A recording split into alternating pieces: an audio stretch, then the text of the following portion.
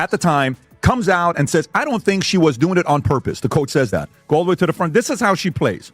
Look, damn, girl. She's obviously very sweet. She doesn't at all have any negative intent at all. She doesn't hit hard, and she plays very clean basketball. White privilege. And watch what she does to the eyes. You see? Ooh, wow. The play in the last game, I didn't see the play in real time. That's her in the back. You sure about that? You sure about that? Went straight to a press conference. So you can pause it right there. And that's her right there. That's her in the back, and that's the foul. Here comes kindness. I stand by them. I will always stand by them. Amen. Everybody else can go to hell. Oh, wait a minute. Kindness. Wait a minute. So you know what? We need kindness. Grace. They go high, you go. Grace. Sounds like a wholesome go Christian. And low, goes, hey, by the way, we go to hell, and then you leave. And Walking, you talking run off. contradiction. Everybody else is trying to divide our locker room. No. Not having your players back will do quite the adequate job at doing that. Welcome back to my YouTube channel. Today's story is packed with controversy, a shocking recording, and some serious questions surrounding Stephanie White and Dijonai Carrington. Patrick Bet David has now entered the conversation, and what he reportedly revealed about the recording and why Stephanie defended Dijonai has fans demanding answers. But what was actually said? Why did Stephanie stand by Dijonai? And is there more to this story than we've been told? Stay with me until the very end because this story only gets more intense. Let's get straight into it. Patrick Bet David wasted no time. He played the video, looked directly into the camera, and expressed what many others were already thinking. After witnessing that play in real time, Stephanie White attempted to walk it back days later when the heat became too intense to ignore rather than being open about it at the time. If you appreciate this content, consider giving this video a like and subscribing to the channel. Believe it or not, more than 73% of viewers haven't subscribed yet. It's free and only takes a second, but it means the world to us. So, did you subscribe already? Great. Thank you so much for your support.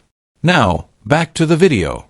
After the Dijonai Carrington clothesline from hell incident the other day, in which she came out and said, oh, Dijonai's she's not a dirty player. She just plays real hard. Blah, blah, blah, blah, blah. I mean, look, she turns into the Charlie Brown teacher pretty quickly with a lot of people. At least with me, she does. The moment I realize she's going to do it again and not back her own player, yeah, I'm out. I got to tell you, one of the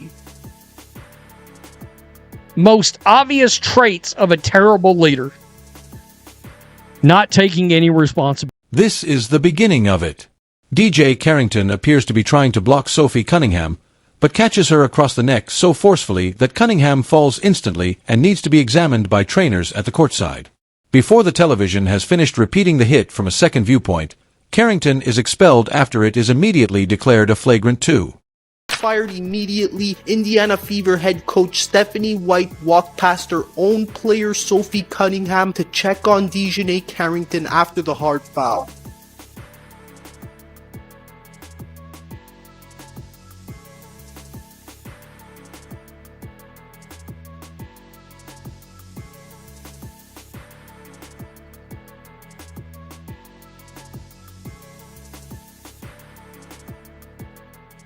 It didn't take a slow-motion playback for anyone in that arena to realize that the music didn't look good.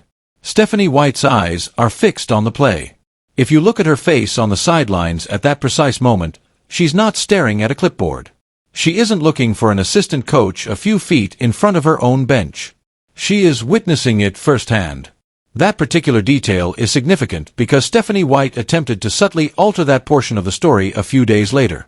Yeah, I mean, look, it was a hard foul. I don't think that Dijonai intentionally came out to get her across the neck like she did, but it did happen, and I thought it was the right call.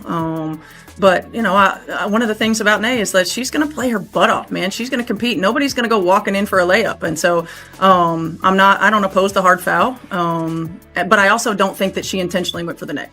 When reporters questioned Stephanie White about the foul immediately following the game, she answered without hesitation. She stated that DJ will give it her all every night, that no one is coming in for a simple layup against her, and that she didn't personally object to the hard foul. Even while she had just witnessed the scene from a few feet away, she claimed she didn't believe Carrington went for the neck on purpose. A coach who didn't see the play would not react that way. That's the planned reaction of someone defending a player she personally coached for 2 seasons in Connecticut. I can't believe that Stephanie White kind of stood up for Carrington. You would never see Shell Reeve, Becky Hammond doing this. You may think something, but you sit in a press conference and say that in front of your team? You don't do that. That's how you lose the team. The team will go against you. What? I'm blown away by that. You can think, oh, I used to coach her, talk to her on the side, whatever, but you don't go on national news and basically put down your own team. This isn't a coach making disparaging remarks about an unknown player from a different team. This individual became genuinely close to Carrington, someone who managed a locker room alongside her and is personally aware of her competitive advantage. Therefore, White softened the foul when it came time to call it exactly what it appeared to be. Why is Fever coach Stephanie White defending Dijonai Carrington over her own player? That is absolutely bizarre, considering you can watch the replay of that, and it was absolutely unacceptable what happened to Cunningham. Both Sophie Cunningham and Caitlin Collins are wonderful role models for young children, and they play the game exceptionally well. Sophie Cunningham said that the hit by Dijonai Carrington was intentional, but Sophie Cunningham's coach sided with Carrington.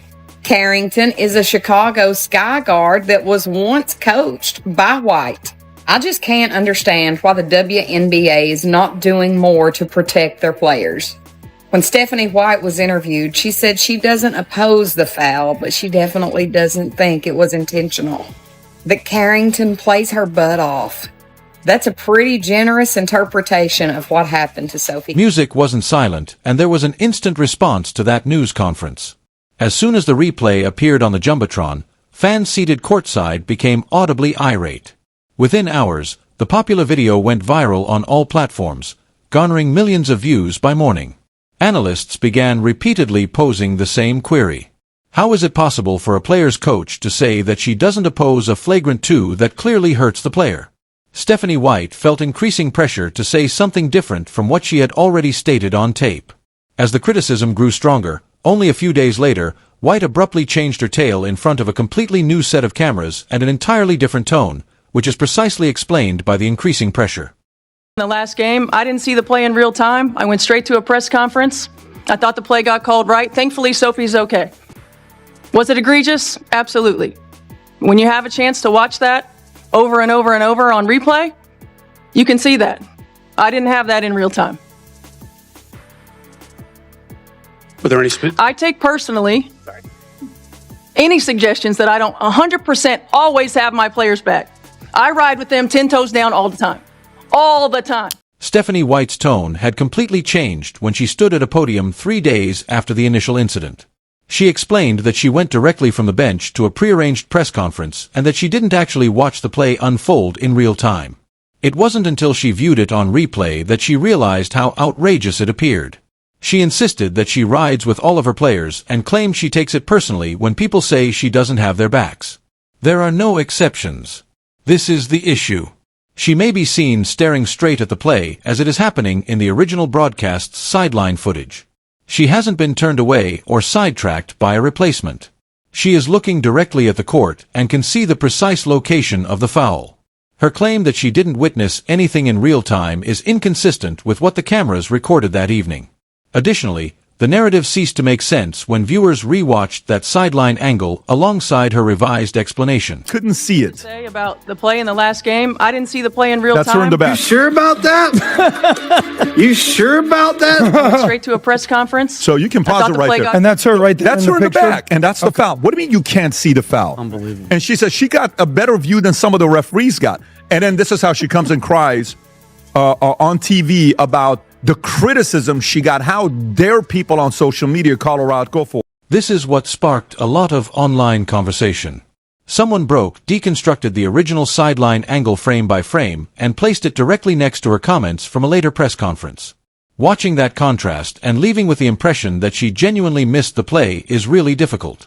She doesn't move her head. Her gaze followed the drama from beginning to end. Instead of seeing everything on a highlight reel 3 days later, she witnessed everything that occurred on that court. So why alter the narrative? The most obvious reason is the one that many individuals were reluctant to publicly state despite the fact that it was clearly visible. DJ Carrington was tutored by Stephanie White, who is intimately acquainted with her. Protecting that connection took precedence over being honest about what she saw once the criticism got to the point that she could no longer handle it.